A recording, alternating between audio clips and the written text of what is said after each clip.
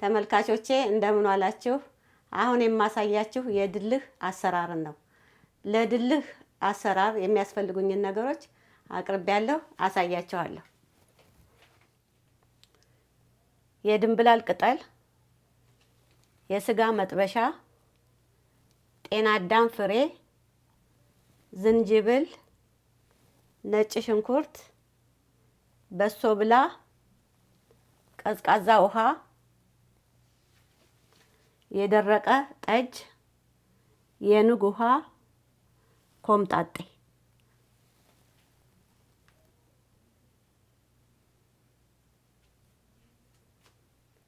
ይሄንን ስራ የምንሰራው በሁለት ክፍል ነው። አሁን የመጀመሪያውን ክፍል እንሰራለን ማለት ነው። ከመስራታችን በፊት እንግዲህ በጠቅላላ ሁሉ ነገር ንጹህ መሆን አለበት። መታጠብ፣ መጽዳት አለበት ማለት ነው። እንደገና የሚከተፈው ተልጦ መከተፍ አለበት። እዚህ ጋር ጤና አዳም ፍሬ አለ።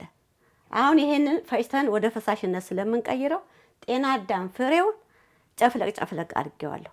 እናንተም ማድረግ አለባችሁ። ለምንድን ነው? ለመፈጨት ያስቸግራል እና በዛ መልኩ ያልቃል።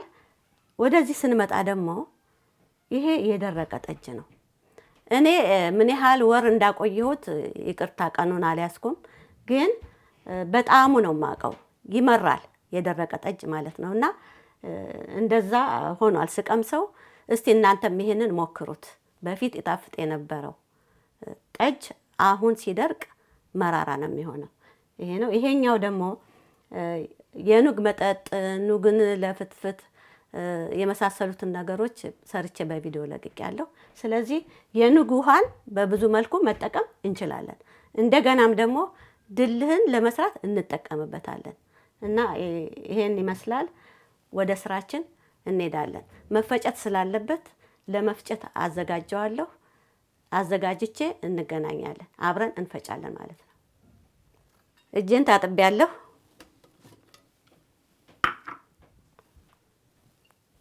ድንብላል ቅጠል፣ ስጋ መጥበሻ፣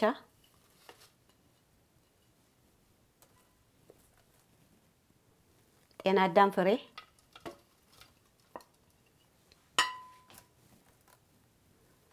ዝንጅብል፣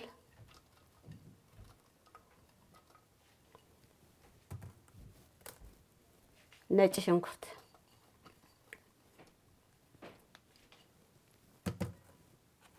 በሶ ብላ ቅጠል።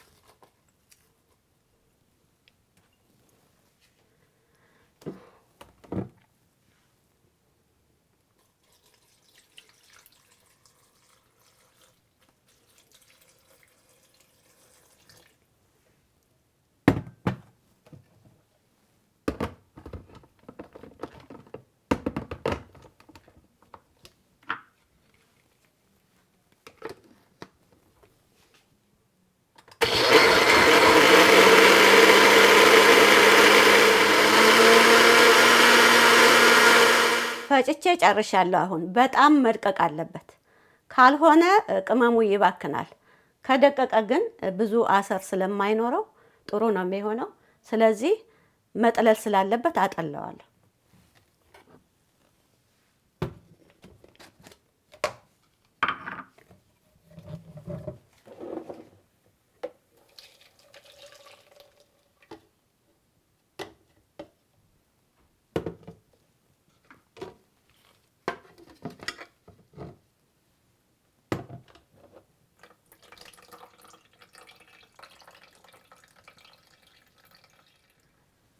አሁን እንግዲህ ተጠሎ አልቋል። የሚቀጥለው ምንድነው? ይሄኛው አንተክትኬ አቀዝቅዤ አጥልሌ ነው ያዘጋጀሁት። ስለዚህ እላው ላይ እጨምራለሁ። በግምት ነው የሚጨመረው፣ ምክንያቱም የሚወስነው የበርበሬው ብዛት ነው። ይሄ ደረቅ ጠጅ ድሮ እናቶቻችን አያቶቻችን ደረቅ ጠጅ ጠላም እየተጨመረ ነው በርበሬ ሲዘጋጅ የሚዘጋጀውና ልክ እኔም በዛ መልኩ ለእናንተ ላሳያችሁ ብዬ ነው ይሄንን የሰራሁት። ስለዚህ እጨምራለሁ ማለት ነው። ጣዕሙን ቆንጆ ያደርገዋል። እንግዲህ ብዙ ድል ከሰራችሁ ቅመሞቹ ደረቅም እርጥቡም ቅመም ብዙ ይሆናል። ይሄም ብዙ ነው የሚሆነው። እኔ ትንሽ ነው የምሰራውና ይበቃኛል። ንጉን እንዳስፈላጊነቱ ልጨምር እችላለሁኝ። ለአሁኑ ግን ይሄ ይበቃኛል። እዚህ ቀመጥ። ሁለተኛውን ክፍል እንጀምራለን። ለሁለተኛው ክፍል የሚያስፈልጉትን ነገሮች አቅርቤያለሁ። እነሱም አብሽ፣ ድንብላል፣ ነጭ አዝሙድ፣ ቁንዶ በርበሬ፣ ቅርንፉድ፣ ከሙን፣ ኮረሪማ ዱቄት ናቸው። በርበሬ እና እርጥብ ቅመም። የሚያስፈልጉትን ነገሮች እንግዲህ አዘጋጅተን ጨርሰናል። አሁን በምንሰራበት ጊዜ ለትምህርትና ለቪዲዮ ስለሆነ በትክክል እያንዳንዱ እንዲገባችሁ ብዬ በዚህ መልክ ባስተምር ይጠቅማቸዋል ብዬ ነው ያስቀመጥኩት። ግን እናንተ በቤታችሁ ስትሰሩ ቀላል ልታረጉት ትችላላችሁ። እነዚህ ቅመሞች በሙሉ አንድ ላይ መፈጨት ይችላሉ። የምትፈልጓቸውን ያህል መጠን አስፈጭታችሁ በአንድ ቢልቃጥ ታስቀምጡና ስራ ስትሰሩ ያንን ጭምር ነው። ይሄንኛውን እርጥቡን ደግሞ እኔ እንዳረኩት አርጋችሁ መጠቀም ይቻላል። ደረቅ ጠጅ፣ ሌሎችም ቅመሞች ምናልባት ካልተሟሉላችሁ ባላችሁ ተጠቀሙ። ከማጣት ይሻላል። እንደገና ድልህ በጣም ቆንጆና ጠቃሚ ነገር ስለሆነ ለማባያነትም ስለሚጠቅም ብትጠቀሙበት መልካም ነው። እንደገና የሀገራችንንም ደግሞ አሰራር ያው እንደየቦታው ስለሚለያይ ድልህን በዚህ መልኩ መስራቱ ጥሩ ነው። ሌሎችም አሉ። በምንችለው እንድንጠቀም ነውና እንድንማማር ስለሆነ የአሁኑን ስራ እና ትውውቅ ጨርሻለሁ ማለት ነው። አሁን ወደ ማብሰሉ ነው የምንሄደው እና ይሄንን ክፍል ጨርሰናል። በርበሬው ዱቄት ላይ መቀላቀል ስላለበት መጀመሪያ መቀላቀል እንጀምራለን። ይሄ አብሽ ነው። አብሽ ስለሚመር ትንሽ ነው የምንጨምረው። እንደገና መቆላት አለበት ሁሉም ቅመም። ይበቃኛል። ድንብላል እንዲህ ቡኒ ሆኖ መቆላት አለበት፣ ገባ ያለው ቁሌት ማለት ነው። ይሄን በደንብ እጨምራለሁ። እንደውም ልጨምረው ሁሉ ነው።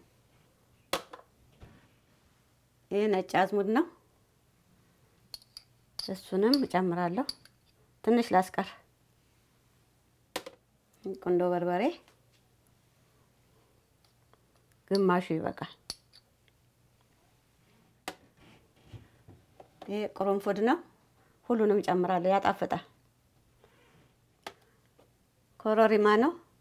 ይሄንንም ሁሉንም እጨምራለሁ።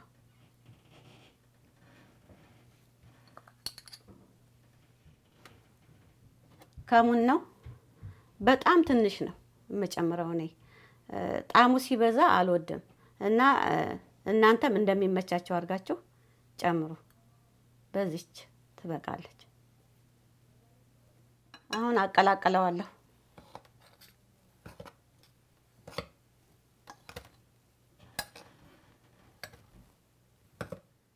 አሁን ያዘጋጀነው በርበሬ መገንፋት ስላለበት ለማገንፋት ደግሞ ውሃ መፍላት አለበት። እንደገና የእርጥብ ቅመሙን ጭማቂ ማፍላት አለበት፣ ሁለቱም ማለት ነው። ስለዚህ አሁን ውሃውን አፈላለሁ። የውሃው አጨማመር ምንድነው? የበርበሬውን ብዛት አይቼ ነው።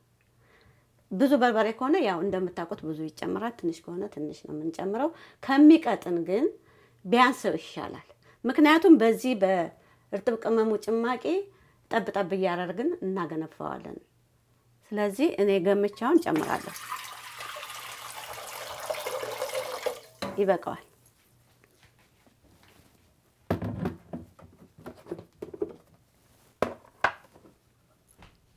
ይሄም ከጎኑ ይፍላ።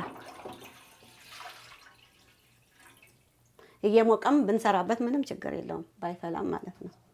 እና እሳታችንን እናስተካክላለን። ከፍተኛ ላይ ነው ያደረኩት። ውሃው ፈልቷል። ዘይትና ጨው እንጨምራለን። ቀደም ሲል በርበሬው ሲፈጭ ጨው ካለው ያንንም ታሳቢነት አድርገን ነው የምንጨምረው እንዳይበዛ። ዘይት በደንብ ነው የምንጨምረው።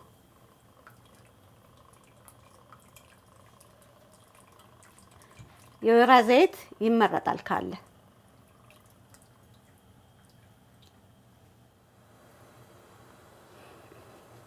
አሁን በርበሬውን ለመጨመር እሳቱን መቀነስ ያስፈልጋል።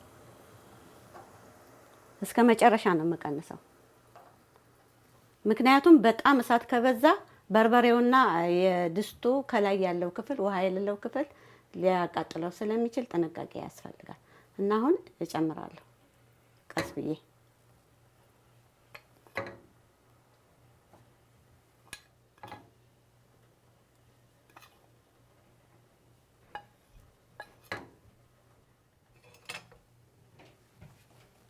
ማማሳያ የሚመች መሆን አለበት። አሁን ይሄ ይመቻል፣ ሰፋም ያለ ነው። እንደገና እንደዚህ ሹካ የሚመስል ነገር የለበትም። ምክንያቱም በርበሬው እዛ ውስጥ እንዳይገባ ማለት ነው። ስታማስሉ ደግሞ እንደዚህ ይሄ ወደ ላይ ምክንያቱም ዱቄት በርበሬውና ውሃ የሌለው የድስቱ ክፍል ባይገናኝ ይመረጣል።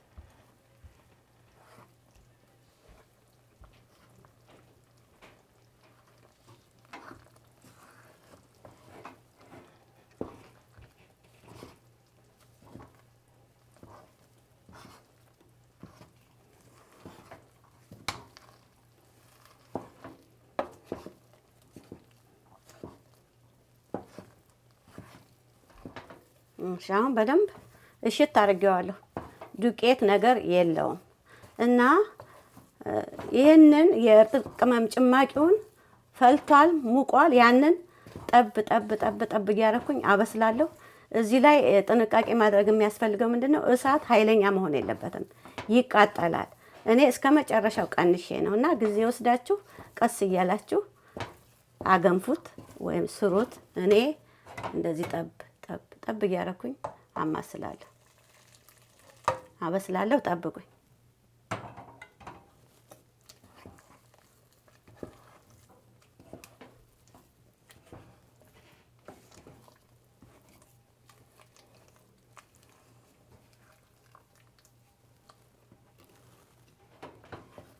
እሺ አሁንም ትንሽ ጠብ አደርጋለሁ ማለት ነው ከቅመሙ ውሃ።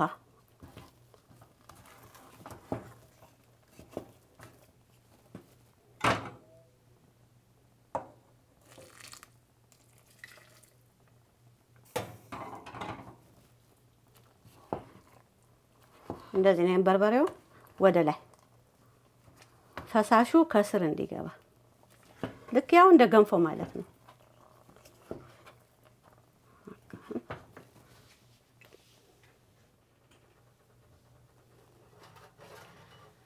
ድሉ ይብሳል፣ መብሰል ስላለበት ማለት ነው።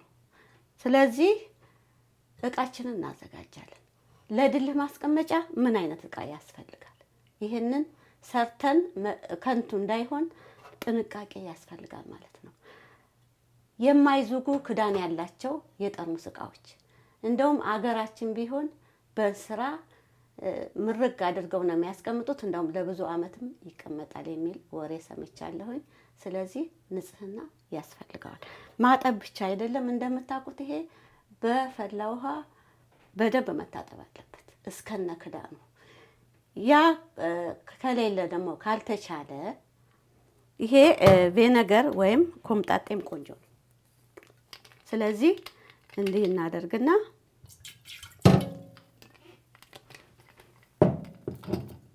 እስከነ ክዳኑ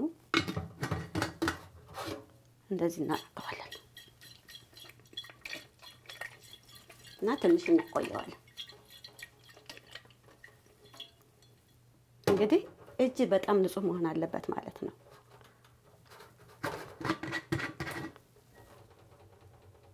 እችን ወደ ላይ ከዛ በኋላ እንደዚህ በደንብ ጥፍፍ እናደርጋለን።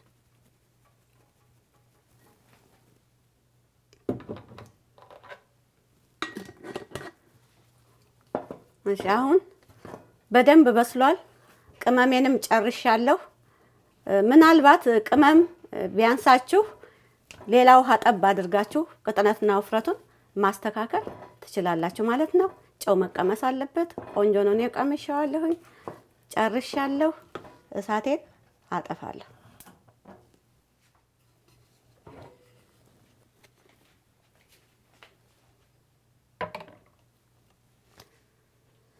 እሺ አሁን የሚቀጥለው ስራ አዘጋጀነው እቃ ውስጥ መክተት ነው። አሁን የወይራ ዘይት ትንሽ አረጋለሁ መጀመሪያ። ከዛ በኋላ ዘይቱንም አዳርሳለሁ ማለት ነው።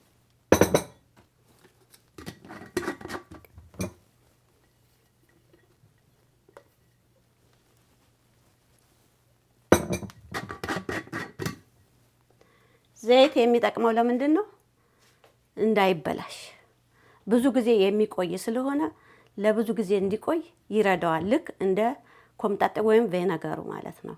እና በሁለተኛ ደረጃ ደግሞ ወይራ ዘይቱ ያጣፍጣል። እና አሁን ወደ እቃችን እንከተዋለን። ተጠንቀቀን ነው የምንከተው። እስቲ ጠብ እንዳይልብኝ እንዲህ እያደረኩኝ እከታለሁ። እንገናኛለን ስጨርስ።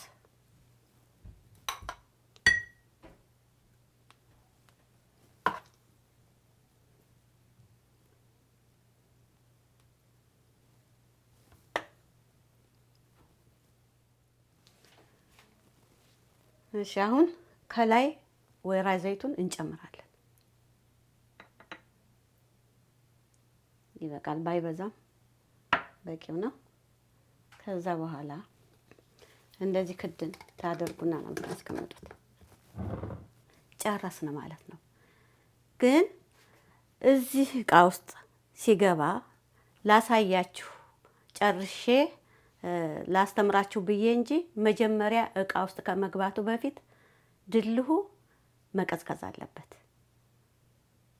ካልሆነም ይሄንን አሁን ንጹህና ቀዝቃዛ ቦታ ታስቀምጡታላችሁ። አጠቃቀም ያስፈልጋል። ቅድም እቃ ውስጥ ሲገባ ጥንቃቄ ያስፈልጋል እንዳልኳችሁ ሁሉ አሁንም ደግሞ አጠቃቀም ይፈልጋል። በምንቆነጥርበት ወይም በምትጠቀሙበት ጊዜ በደረቅ ማንኪያ በንጹህ እቃ መሆን አለበት። ማንኪያውና የሚቆነጠርበት ነገር ንጹህ ካልሆነ የማንኪያው ወደ ድልሁ ይሄድና የቆይታውን ጊዜ ሊያሳጥረው ይችላል። ያንን ነው የምትጠነቀቁት። ሌላው እንግዲህ ለፈለጋችሁት መጠቀም ትችላላችሁ። ለወጥ ይሆናል፣ ለምንም ነገር ይሆናል። እንደ ዱቄት በርበሬ፣ ከዱቄት በርበሬ የበለጠ ይሄ ለወጥም ሆነ ለማንኛውም ቆንጆ ነው። ያው አሰራሩንም አይታችሁታል። ቆንጆ ሊያደርግበትም ሊሆንበትም የቻለበት ምክንያት ማለት ነው። ስለዚህ በዚህ መልኩ ታስቀምጡና ትጠቀማላችሁ። እኔ ዛሬ ስራዬን ጨርሻለሁ። ምነግራችሁ ነገር ምንድነው? እዚህ አካባቢ ያስቀመጥኩት አለ። ጓደኛዬ ሰታይ ነው። ጤና አዳም ሳይ የስጋ መጥበሻውን ሳይ አገሬን ነው ማስታውሰው። በጣም ነው ደስ የሚለው እና ይሄኛው ያው ጓደኛዬ የሰጠችኝ ነው፣ ጓሯ የተከለችው ማለት ነው። ይሄንን በሶ ብላ ግን ቅጠሉን ለማግኘት ፈልጌ ከዚህ ነው የገዛሁት፣ ከአሜሪካ ነው የገዛሁት እና በጣም ለጋ ነው። ቅጠሉም ደግሞ ከፍ ከፍ ይላል። ይሁት እስቲ ሳሸተው በስማም የኛ ይበልጣል። ይሄኛው ትንሽ ለስለስ ይላል። ይሄ ደግሞ ደረቁ በሶ ብላ ነው ያ ጓደኛዬ የሰጠችኝ ማለት ነው። ሲደርቅ እንደዚህ ነው የሚሆነው። ፍሬው ይሄ ነው። ይሄ የስጋ መጥበሻ ነው እና እነዚህን በመጠቀም ያው የሀገሬን አስመስዬ ድልህን ሰርቻለሁ። ተመልካቾቼ በሌላ ስራ በሌላ ቪዲዮ እስከምንገናኝ ደህና ሁኑልኝ፣ ደህና ቆዩኝ። ተመለስኩኝ። ሳልነግራችሁ የቀረ ነገር ስላለ ነው። እዚህ ማጠን ምናምን ስለሌለ በምንሰራበት ጊዜ ትዝ አይለኝም፣ ይቅርታ። እና ማጠንት ይፈልጋል። ድልሁ የሚቀመጥበት እቃ በሁለት አይነት ነገር ማጠን እንችላለን። አንድ በበርበሬ ዛላ፣ ሁለተኛ ደግሞ በኮረሪማ ቅርፊት መታጠን አለበት፣ ጣዕሙ ቆንጆ እንዲሆን ማለት ነው። አመሰግናለሁ።